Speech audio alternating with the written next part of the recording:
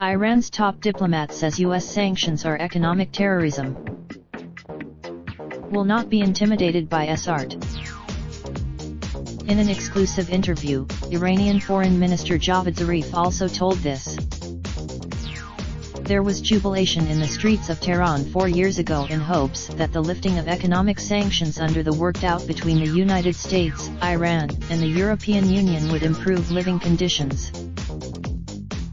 But when the Trump administration imposed the sanctions again, the double-digit economic growth of recent years was replaced by an economic downturn, as Iran's oil exports have plunged.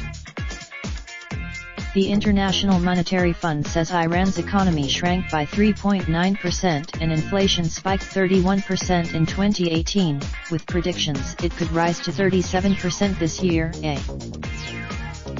Prices for red meat and poultry climbed by 57%, vegetables by 47%, and milk, cheese and eggs by 37%, according to the Statistical Center of Iran. Zarif labeled the new U.S. sanctions as economic. President Trump has said that he is willing to engage in new talks with Iran toward negotiating a new and tougher nuclear deal. Zarif, however, said the prospects of potential talks are not.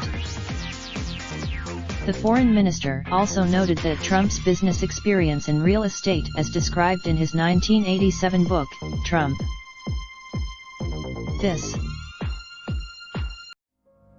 Raindrop, drop top, smoking, no cooking the hot pot. Fucking on your bitch, yeah, that. Looking up.